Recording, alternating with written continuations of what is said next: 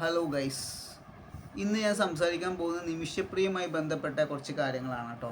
Same വിഷയം തന്നെയാണ്. ഇതിനു മുമ്പ് നമ്മളത് സംസാരിച്ചിട്ടുണ്ട്. അപ്പോൾ ഞാൻ ലാസ്റ്റായിട്ട് ചെയ്ത വീഡിയോ നിമിഷപ്രിയ മുസ്ലിം ആയിരുന്നെങ്കിൽ ചിലപ്പോൾ രക്ഷപ്പെട്ടേനെ എന്ന് പല ആൾക്കാരും പറയുന്ന വിഷയമാണ്.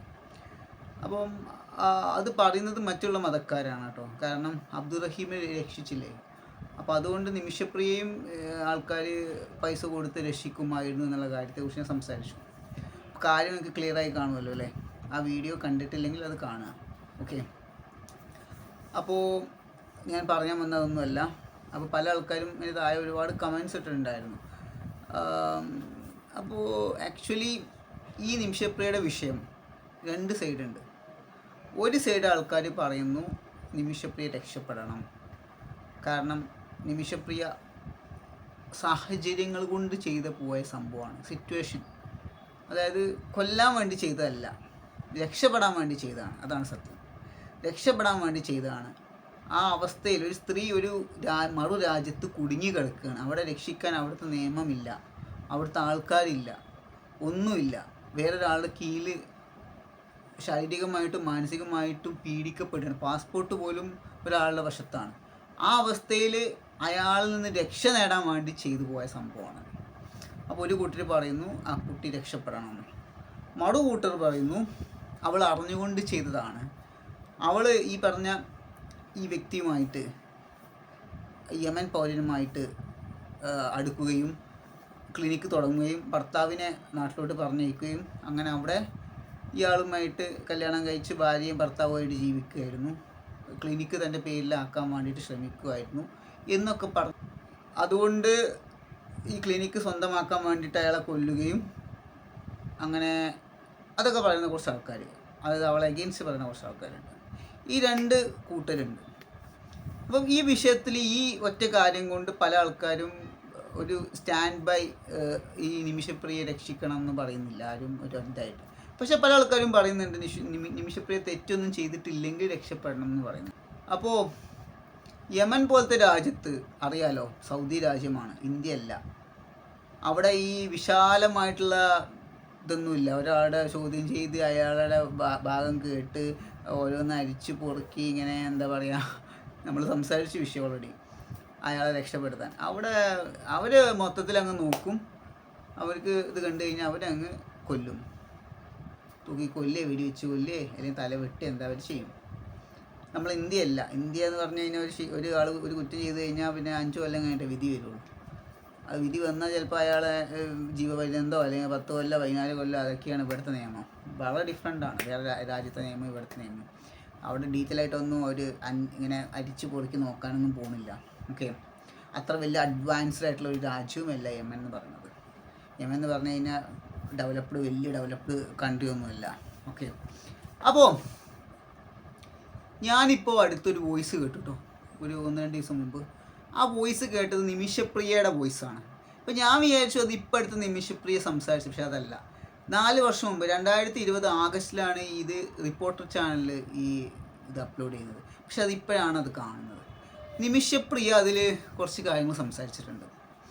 അതാദ്യം നമുക്കൊന്ന് കേൾക്കാം. ഓക്കെ, എല്ലാ കാര്യങ്ങളും നോക്കി പുറത്തിൽ കയറി ഇറങ്ങി അങ്ങനെയെല്ലാം രക്ഷ നേടാനായിട്ട് ഒരു ഒരു ഒരു രക്ഷയില്ല. ജയിലുവാസനായ ഒരാളെ ഒരുപാട് പ്രാവശ്യം ഞാൻ ജയിലിൽ കിടന്നിട്ടുണ്ട്. ഞാൻ കേസ് കൊടുത്തതല്ല എന്റെ ഭാഗമായിട്ട്. ആ സമയത്തൊക്കെ അവിടെ അവന്റെ ജയിലിലെ ഒരു ജയിലുവാസനാണ് എന്നോട് പറഞ്ഞത്. ഞാൻ അയാളോട് സപ്പോർട്ട് ചെയ്തിട്ട് ബന്ധം ചെയ്യുക, അങ്ങനെയെല്ലാം രക്ഷ നേടാനായിട്ട് എന്ത് ചെയ്യണം എന്ന് അയാളോട് പറഞ്ഞപ്പോഴത്തേനും അയാളാണ് എനിക്ക് ഈ മാർഗം പറഞ്ഞു തന്നത്. ഇഞ്ചക്ഷൻ കൊടുക്കുക, മയക്കി കിടക്കുക, അതിനുശേഷം അവനെ കൊണ്ട് ദൂരെ സ്ഥലത്ത് കൊണ്ടുപോയി ബോധം വരുമ്പോഴത്തേനും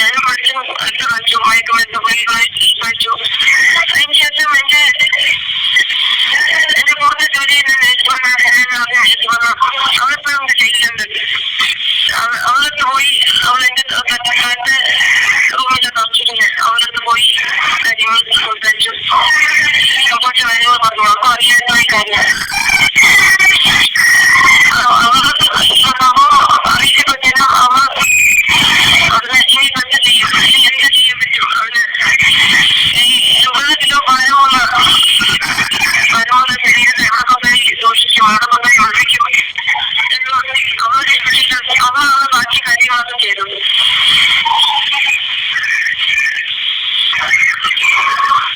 ഹലോ,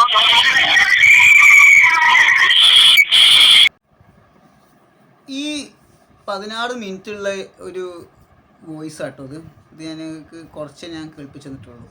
അപ്പോൾ ഇതിൽ നിമിഷപ്രിയ വളരെ സങ്കടത്തോടു കൂടി ഈ ചാനലിലെ ആളോട് പറയുന്ന കാര്യങ്ങളാണത്. ഇതിൽ പറയുന്നത് ഒരു സിറ്റുവേഷനിൽ ചെയ്തു പോയ സംഭവമാണ്. പക്ഷെ ആരും സഹായിക്കാനില്ല അവസ്ഥയിൽ എന്താ ചെയ്യേണ്ടതെന്ന് അറിഞ്ഞുകൂടാ. പലയിടത്തും കയറി ഇറങ്ങി നോക്കി, പക്ഷേ ഒരു പ്രയോജനം കിട്ടിയില്ല. അവസാനം പോലീസ് വാർഡൻ ആണ് ഈ ഐഡിയ പറഞ്ഞു തന്നത്. പുള്ളിയാണ് ഇങ്ങനെ ചെയ്യാൻ വേണ്ടി, കൊല്ലാനല്ല, ഇങ്ങനെ മയക്കി കെടുത്തിയിട്ട് എവിടെയും കൊണ്ടുപോകാൻ മയക്കി കെടുത്തുക, എന്നിട്ട് എന്ത് ചെയ്യുക, എഴുതി ഒപ്പിട്ടിട്ട് വാങ്ങിക്കുകയല്ല, എന്നിട്ട് രക്ഷപ്പെടുക എന്നുള്ള ഐഡിയ പറഞ്ഞു കൊടുത്ത് പോലീസ് വാർഡനാണെന്ന് എടുത്ത് പറയുന്നുണ്ട്. അപ്പം ഇതൊക്കെ പറഞ്ഞു എന്നൊക്കെ പറയുന്നുണ്ട്, കോടതിയിലൊക്കെ പറഞ്ഞു, കാര്യങ്ങളൊക്കെ പറഞ്ഞു എന്നൊക്കെ പറയുന്നുണ്ട്. ഓക്കെ. അതുപോലെ തന്നെ എന്താണെന്ന് സംഭവിച്ച കാര്യം പറഞ്ഞിട്ടുണ്ട്. ഇങ്ങനെ ഡോസ് കൊടുത്തു, പക്ഷെ അത് ഏറ്റില്ല. കാരണം മയക്കുമരുന്നും കഞ്ചാവൊക്കെ വലിക്കുന്ന ആളാണ്. പിന്നെയാണ് കൂടുതലായിട്ട് ഡോസ് കൂട്ടി വേറെ സാധനം കൊടുത്തത്. അപ്പോൾ അതുകൊണ്ട് ബോധം പോയി, ആകെ ടെൻഷനായി. അപ്പോൾ തൊട്ടപ്പുറത്ത് താമസിക്കുന്ന ഒരു ക്ലിനിക്ക് വർക്ക് ചെയ്യുന്ന ഹനാനെയോ അങ്ങനെ ഒരാളെ, ഒരു പെൺകുട്ടിയും കൂടെ വിളിച്ചു. അവളാണ് ബാക്കിയുള്ള കാര്യങ്ങൾ ചെയ്ത്, ഞാനല്ല എന്നാണ് പറയുന്നത്. അതായത് ഈ നിമിഷപ്രിയ ഇതിൽ ഒന്നും ചെയ്തിട്ടില്ല. പുള്ളിക്കാരിയാണ് കഷ്ണമാക്കി പീസാക്കി ചാക്കിലാക്കി ടാങ്കിൽ കൊണ്ടുപോയിട്ടത് എന്നാണ് പറയുന്നത്. ഓക്കെ. അപ്പം ഇവർ കരുതി കൂട്ടി ചെയ്ത കാര്യമല്ല എന്നൊക്കെയാണ് പറയുന്ന ഭാഗം. ഒരവസ്ഥ കൊണ്ട് ചെയ്തു പോയ കാര്യങ്ങളാണ് എന്നൊക്കെയാണ് ഇപ്പോൾ ഇതിൽ എനിക്ക് പറഞ്ഞിട്ടുള്ള കാര്യം. അപ്പോൾ ഈ വിഷയത്തിൽ ഇപ്പോൾ നമ്മളിപ്പോൾ എന്ത് പറഞ്ഞാലും, പോസിറ്റീവ് പറഞ്ഞാലും നെഗറ്റീവ് പറഞ്ഞാലും, അതായത് ഇപ്പോൾ നിമിഷപ്രിയ ഇയാളെ അവിടെ പെട്ടുപോയി, ഈ പറഞ്ഞ യമനിൽ പെട്ടുപോയി, ഇയാളുടെ ഒരു കസ്റ്റഡിയിൽ പെട്ടുപോയി. അതാണ് ഇപ്പോൾ നിമിഷപ്രിയ പറയുന്നത്.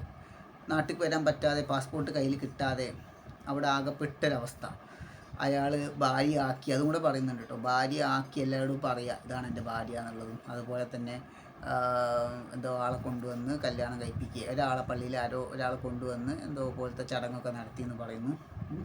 അതുപോലെ തന്നെ ഭാര്യ പീഡിപ്പിക്കുക, മാനസികമായിട്ടും ശാരീരികമായിട്ടും മറ്റുള്ള ആളുകൾ വീട്ടിൽ കൊണ്ടുവന്നിട്ട് അവരോടുകൂടി സെക്സിൽ ഏർപ്പെടാൻ വേണ്ടി നിർബന്ധിക്കുക. അങ്ങനെയുള്ള കുറേ സംഭവങ്ങൾ നിമിഷപ്രിയക്ക് ഈ പറഞ്ഞ ഈ വ്യക്തിയിൽ നിന്ന് നേരിടേണ്ടി വന്നു എന്നുള്ള കാര്യമാണ് പറയുന്നത്. ഓക്കെ. അപ്പോൾ ഇതൊക്കെ കേട്ട് വേറെ അവസ്ഥ കൊണ്ട് ഇങ്ങനെ അയാളെ കൊല്ലാൻ വേണ്ടി ചെയ്തതല്ല എന്നാണ് പറയുന്നത്. ഓക്കെ. അപ്പോൾ സംഭവം കഴിഞ്ഞു. അപ്പോൾ മൊത്തത്തിൽ നമ്മൾ പറയുകയാണെങ്കിൽ എനിക്ക് പറയാനുള്ള കുറച്ച് കാര്യം, ഇതൊരു ആളുടെ ഒരു എന്തും ആവട്ടെ, നിമിഷപ്രിയ അറിഞ്ഞുകൊണ്ട് ചെയ്താലും അറിയാത്ത ചെയ്താലും വട്ടവർ, ഇത് ഇന്ത്യയല്ല എന്ന് ഓൾറെഡി പറഞ്ഞു. ഈ കുട്ടിയുടെ ഒരു മോളുണ്ടല്ലോ, മോള് ഭയങ്കര വിഷമിച്ചിട്ട് കുറച്ച് കാര്യങ്ങൾ സംസാരിക്കുന്നുണ്ട്, ഭർത്താവും മോളും കൂടെ. മോള് പറയുന്ന കാര്യങ്ങൾ ഭയങ്കരധികം ഹേർട്ട് ടച്ചിങ് ആണ്. അതായത് അമ്മയെ കണ്ടിട്ടില്ല എന്ന് പറയുന്നു.